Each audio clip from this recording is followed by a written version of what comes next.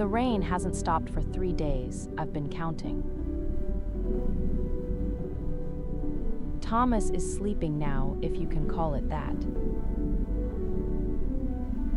The morphine does most of the work. His breath comes in long intervals, sometimes so long I lean forward to check if this is it, if this is the moment. It never is, not yet. I found a pen in the drawer, hospice, issue. Blue ink, the kind that skips. And I've been writing. Not for anyone to read, just writing. Dear Thomas, you probably can't hear me. The nurses say hearing is the last sense to go. But I don't know if that's true or just something we tell ourselves. Either way, I'm not saying this out loud. I'm writing it safer that way. 53 years. That's how long I've known Thomas. We met in 1971 at a meditation center in the Santa Cruz Mountains. Back then, everyone was seeking something. It was fashionable, expected even. We wore white clothes, spoke in soft voices, believed we were 3 breaths away from enlightenment. Thomas never quite fit in. He asked too many questions. Annoying questions. The kind that made teachers uncomfortable. I remember our guru. A small Indian man with kind eyes and terrible breath. He would talk about dissolving the ego. Students would nod reverently. Thomas would raise his hand. Who dissolves it? He'd ask. If the ego dissolves the ego, isn't that just more ego? The guru would smile. Say something about the question containing the answer. Thomas would nod slowly. Not in agreement. In something else. I never knew what to call it. I loved that about him. And I hated it. The rain is picking up. I can hear it against the window now. Not just see it. Thomas's hand is cold. I've been holding it for. I don't know how long. Time moves strangely in these rooms. Hours feel like minutes, minutes like years. I want to tell you something, Thomas. Something I've never said to anyone. Not to my students. Not to my wife. Not even to myself, really. Not out loud.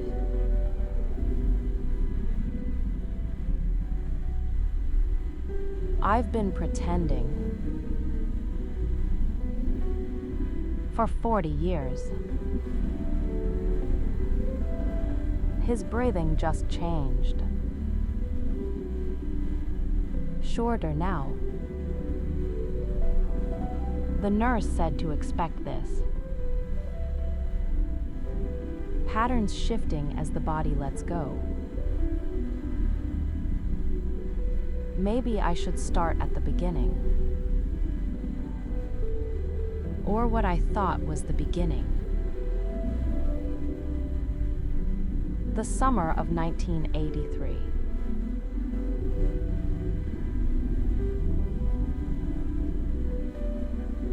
The summer of 1983, I rented a cabin in Vermont. No electricity, no phone. Just me and the silence, and a stack of notebooks I'd filled with questions. I'd been seeking for 12 years by then.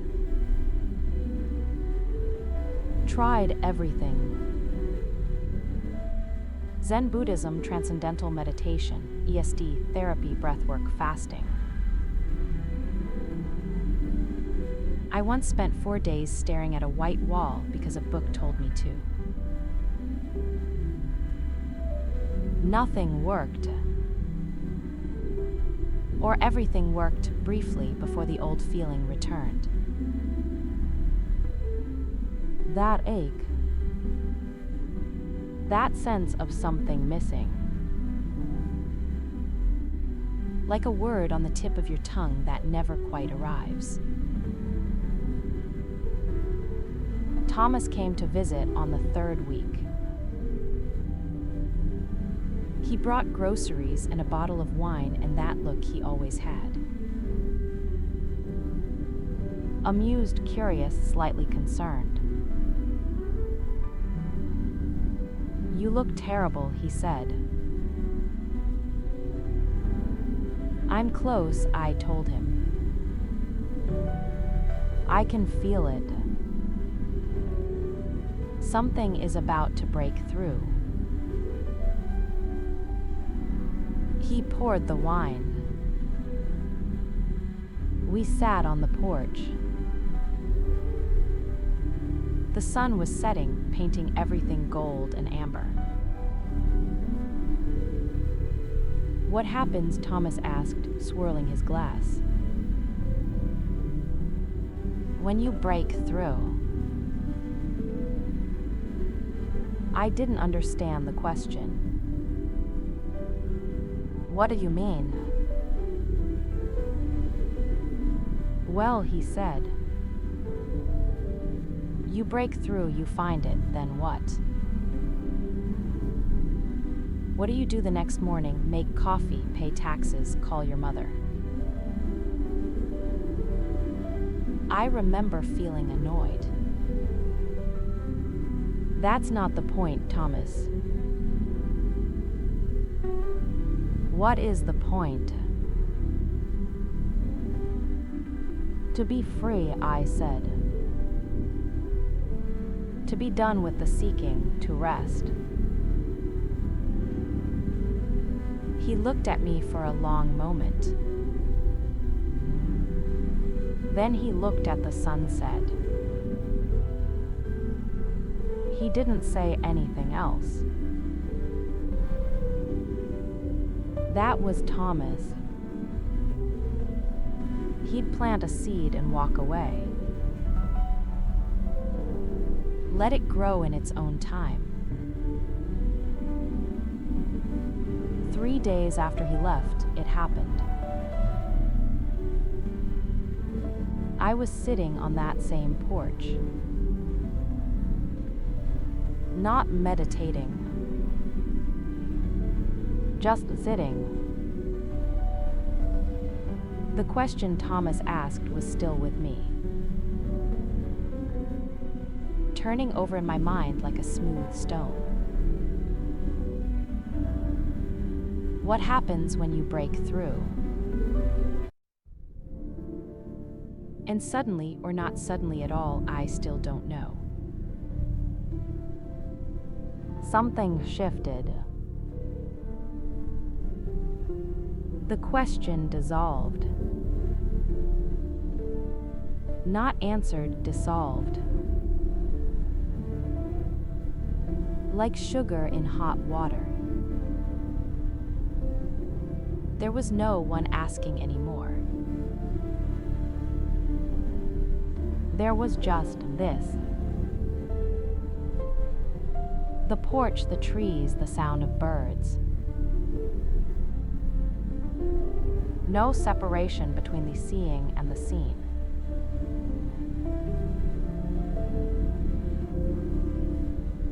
I wept for hours. Not from sadness, from relief. The search was over. I had found it, or it had found me. Or there was never any separation to begin with. I called Thomas that night. Collect call from the general store 3 miles down the road. Thomas, I said, barely able to speak. It happened, I broke through. There was silence on the line. Then he said very quietly, "Who broke through?"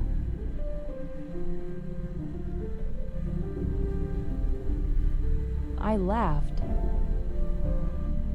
Of course he would ask that. Nobody, I said. Nobody broke through. Good, he said. And I could hear him smiling. Now forget about it. I didn't forget about it. I wrote a book about it. Then another. I started teaching. Workshops at first, then retreats, then teacher trainings. I became someone who had found it.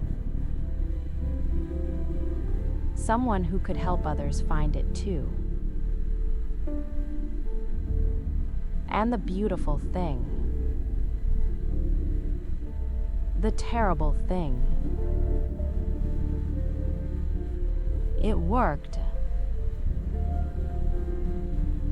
I was good at it. People had experiences in my workshops. They wrote me letters, thanked me for changing their lives. I got invited to conferences, published in journals, built a whole career on that afternoon in Vermont. And Thomas just kept asking questions. We drifted apart. Not dramatically, just gradually. I was busy. He was Thomas. He never taught anything, never wrote anything. Worked as a carpenter, raised his kids, made beautiful furniture. Sometimes after a big retreat, I'd call him. Tell him about the breakthroughs, the tears, the laughter, the liberation. He'd listen. Then he'd say something like, "What happens when the retreat ends?" Or, "Do you still need to be someone who found it?" I always had answers. Good ones, eloquent ones. That's what I did, I answered questions. But at night, his questions would return, circling like birds that couldn't find a place to land.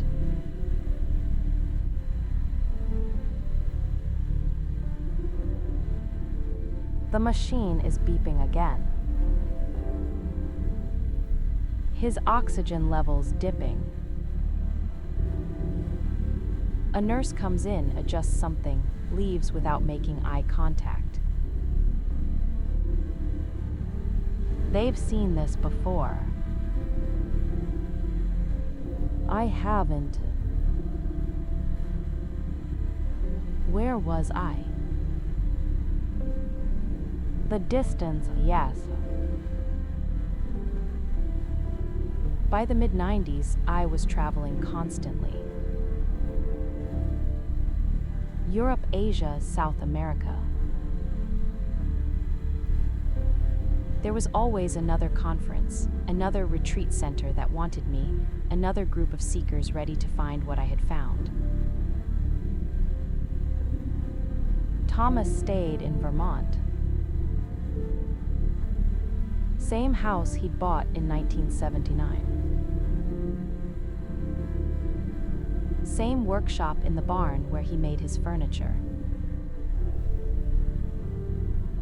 Same morning routine. Coffee, a walk, work with his hands. We'd meet once a year, maybe twice. I'd fly in from somewhere exotic, full of stories.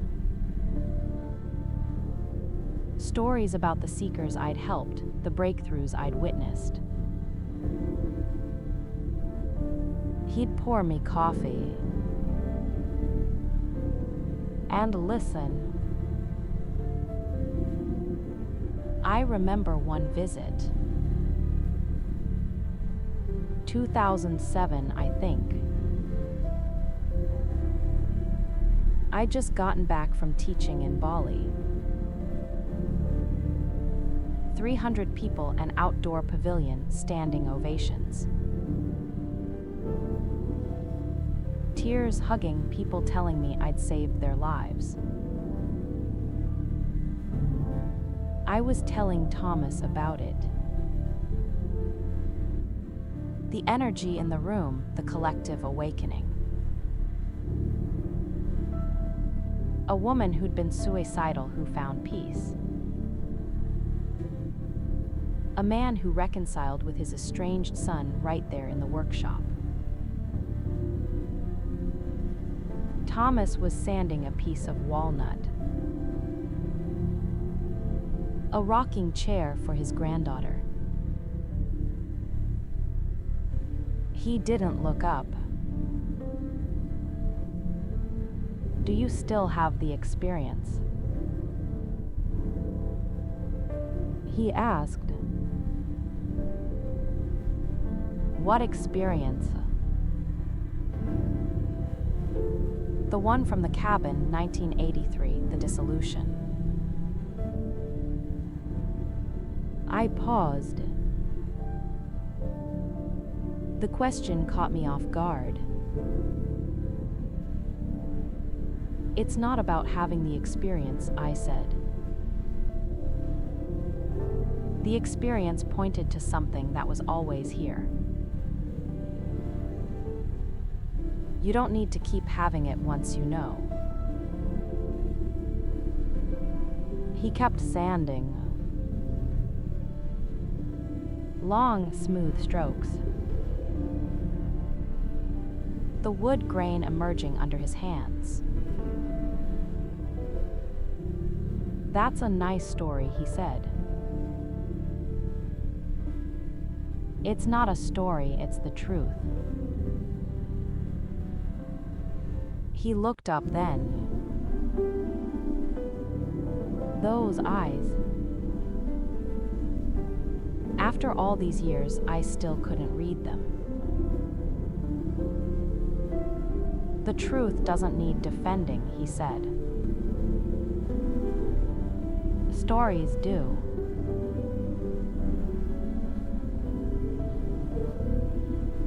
I left early that trip. Said I had a flight to catch. I didn't. I just couldn't be there anymore. Couldn't be around someone who saw through me so easily.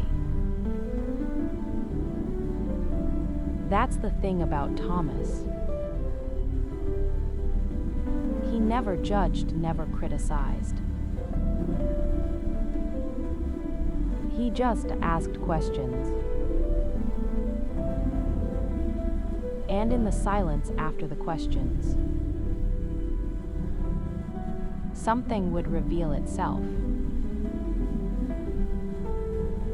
Something I didn't want to see.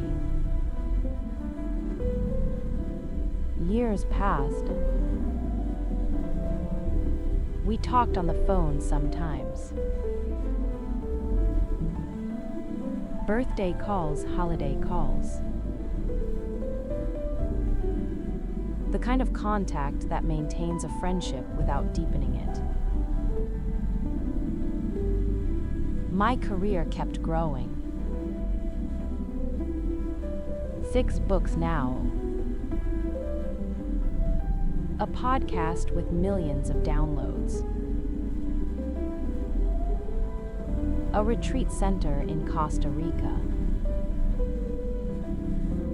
Students who became teachers themselves. Spreading the teachings around the world.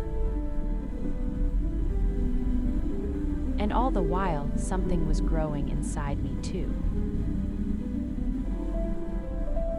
Something I couldn't name. A kind of tiredness. Not physical. Deeper than that. I'd be on stage, saying the words I'd said 1,000 times. And I'd feel it. A hollowness. Like the words were coming from somewhere else. Passing through me without touching anything real. Then 6 months ago, Thomas called. I'm dying, he said. Matter of fact. Like he was telling me about the weather. Pancreatic cancer, stage 4. The doctors gave him months, maybe weeks. I canceled everything. The retreats, the podcast recordings, the book tour. For the first time in 40 years, I had nowhere to be except here. And that's how I ended up in this room. Holding his hand. Writing a letter he'll never read. 3 days ago, he was still conscious. We talked. Or rather, I talked. Told him about the years, the students, the breakthroughs, the meaning of it all.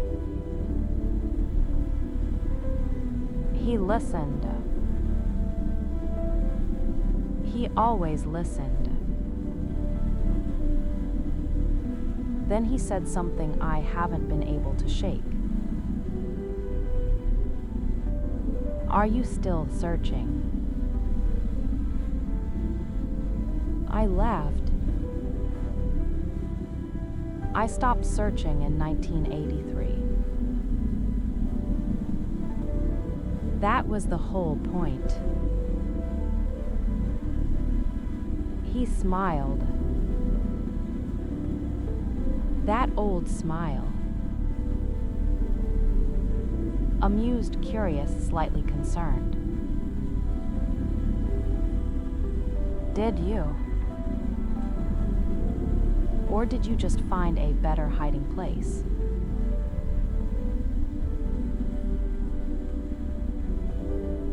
He fell asleep after that. The morphine pulling him under. He hasn't been conscious since. And I've been in here, sitting with his question, writing this letter that keeps getting longer.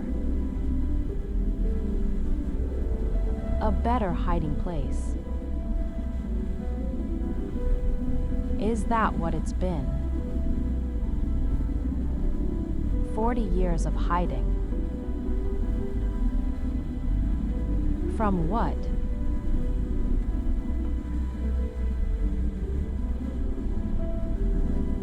The rain stopped sometime in the night.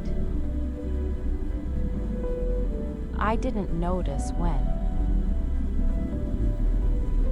Morning light is coming through the window now. Gray and soft. Thomas's breathing has slowed. Long gaps between each breath. I've been writing all night. Pages and pages. This letter that became a confession. A confession that became. I don't know what to call it. Thomas, I think I finally understand your questions. You weren't asking because you needed answers. You were asking because you saw something I couldn't see. You saw me building a fortress out of my awakening. Turning freedom into another prison. Wearing liberation like a costume. And you never stopped loving me. That's the part I can barely stand.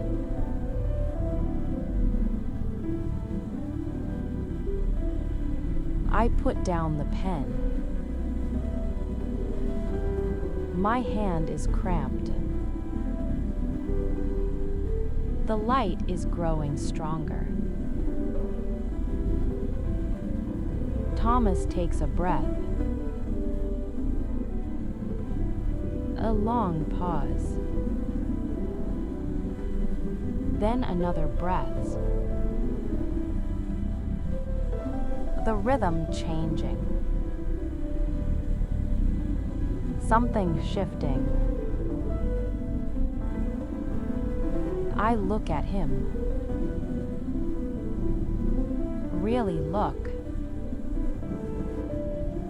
This face I've known for 53 years.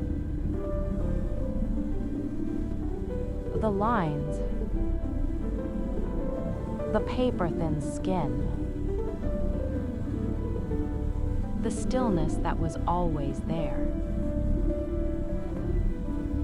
Even when he was young and laughing and asking impossible questions. And something breaks open.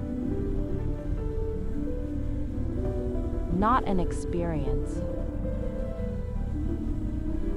Not a breakthrough. Not something I could ever teach or explain or write a book about. Just this. The room. The light. His breath. My breath. The hum of the machines. The coolness of his hand in mine. No one here who found anything. No one here who needs to.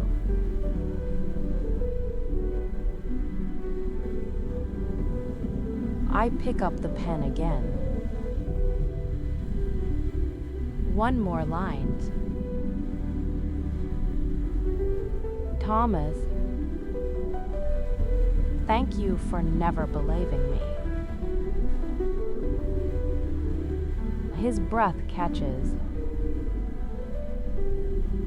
releases, catches again. I put down the pen. Take his hand in both of mine. The letter sits on the table. Unfinished. 27 pages of confession and memory and questions I still can't answer. It doesn't matter anymore. None of it ever did.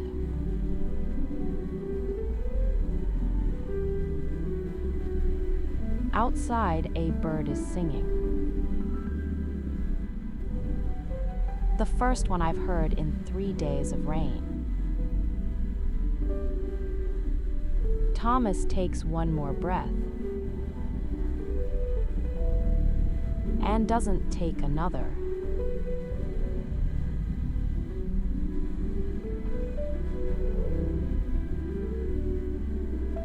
The bird keeps singing. I sit with him. I don't know for how long. Time has stopped meaning anything. Eventually, I fold the letter. Put it in my pocket. I won't throw it away. But I won't finish it either. Some things are better left incomplete.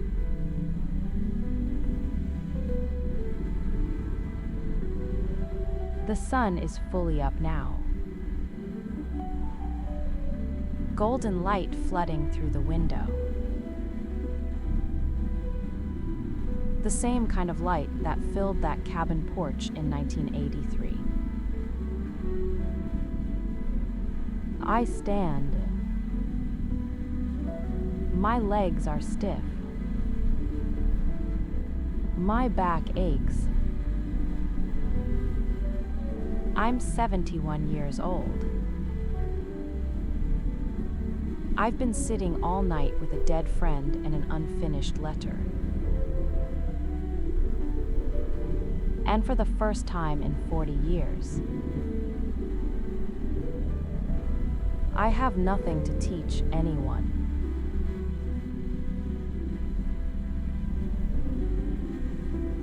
I walk to the window. Look out at the world washed clean by 3 days of rain. The bird is still singing.